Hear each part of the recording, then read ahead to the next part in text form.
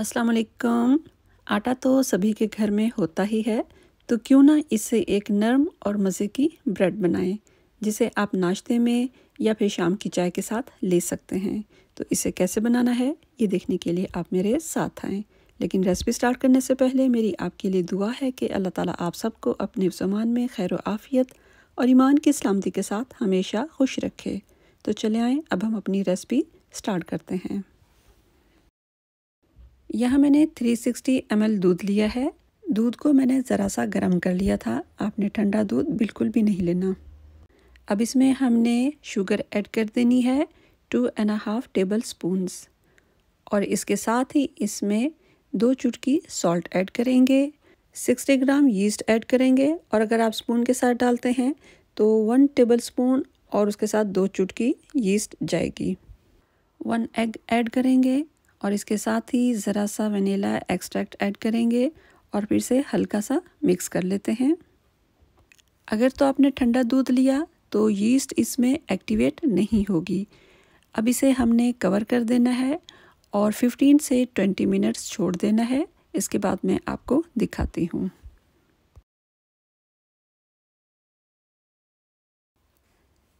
चलिए जी, cling sheet हटा देते हैं और मैं आपको दिखाती हूँ। ये देखें, ये फूल गई है। अगर यीस्ट ना फूले तो इसका मतलब है कि या तो आपने ठंडे दूध में डाला है या फिर यह है कि यीस्ट एक्सपायर्ड हो गई है। तो अब दूसरी तरफ हम चलते हैं। यहाँ मैंने 3 कप्स आटा लिया है।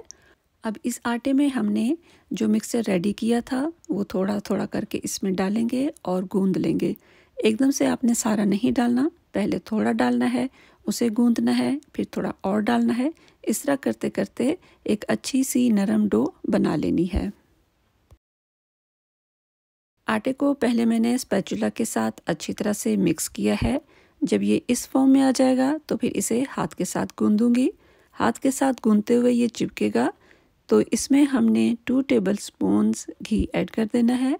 आप बटर भी ऐड कर सकते हैं, लेकिन अगर आप ये दोनों ऐड ना करें तो फिर आप इसमें कुकिंग ऑयल ऐड कर दें। अब इसे हमने गूंद लेना है।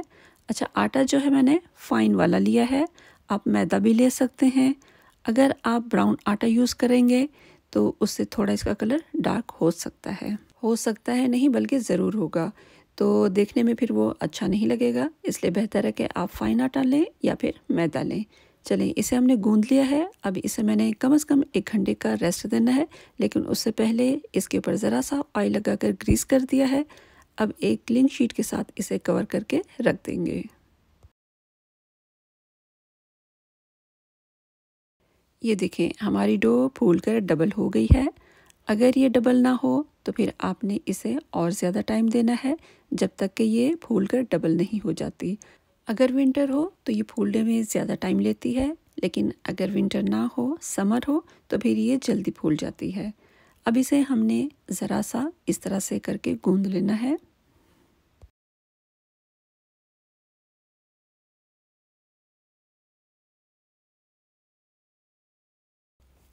अब ज़रा सा आटा डस्ट करेंगे और इसके ऊपर अपनी डो रखेंगे और फिर उसे लंबा सा रोल कर लेंगे। अच्छा, ज़रूरी नहीं है कि आप लंबा रोल करें, हमने इसके पेड़े बनाने हैं। आप जिस तरह मर्ज़ी करके इसके छोटे छोटे पेड़े बना लें।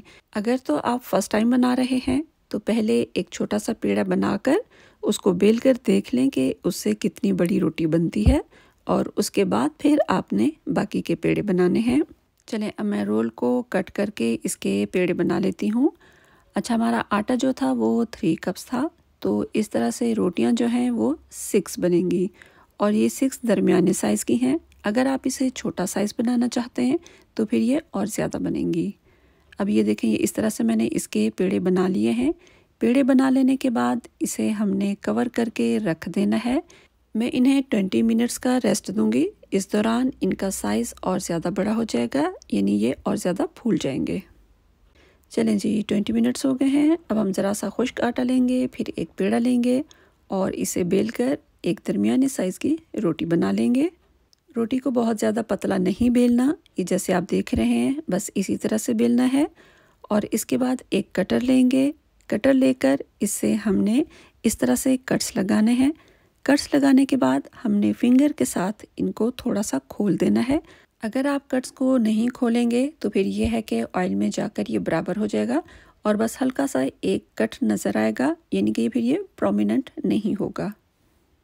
एक फ्राई पैन में ऑयल डालकर उसे मैंने पहले से गर्म कर लिया था। अब रोटी इसमें डाल देंगे। डालते साथ ही हमने जो कट्स हैं इनको इस तरह से फिर से खोलना है, क्योंकि ये रोटी डालते हुए इनके कट्स जुड़ जाते हैं। तो फिर आपने इस तरह करके इसे खोल लेना है।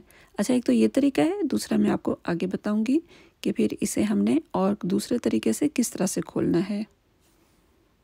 इसकी एक साइड फ्राई हो गई है। अब फ्लिप करके दूसरी साइड को भी फ्राई कर लेते हैं। अच्छा, इस दौरान आपने फ्लेम मीडियम रखना है।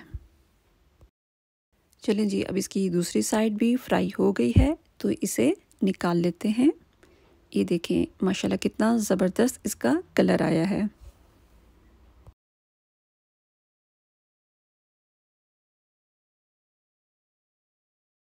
अब एक और रोटी भी बेलकर मैंने इसमें डाल दी है और आपको ये मैं दिखाती हूँ कि इसे हमने किस तरह से खोलना है। कोई सा भी आप स्पून ले लें और उसका जो हैंडल है उससे फिर आप इसको इस तरह करके खोलें तो इसके जो कट्स हैं वो प्रोमिनेंट हो जाएंगे। चलें जी, ये ब्रेड हमारी रेडी हो गई है। इसे रखते हैं एक तरफ और चलते हैं दूसरी तरफ। यहाँ हम शुगर को ग्राइंड करेंगे। 2 टेबल स्पून शुगर ली है। अब इसे हमने ग्राइंड करके इसका पाउडर बना लेना है और फिर ब्रेड पर स्प्रिंकल करेंगे। इस तरह से उसकी लुक अच्छी आएगी और दूसरा उसमें मिठास भी हो जाएगी। अच्छा, ऐसा है कि अगर आप गर्मियों में बना रहे हैं और जब आप पाउडर इस पर स्प्रिंकल करेंगे तो वो बहुत जल्दी उसमें मेल्ट हो जाएगी। तो इसलिए आपने पाउडर तब स्प्रिंकल करना है जब आप इसे सर्व करने लगें। शुगर पाउडर स्प्रिंकल करने के बाद मैं आपको तोड़कर भी दिखाऊंगी। तो ये थी हमारी रेसिपी, होपफुली आपको अच्छी लगी होगी। आप भी बनाएं, खाएं और अल्लाह रब्बुल इज़्ज़त का शुक्र अदा करें जो हमें खिलाता और पिलाता है।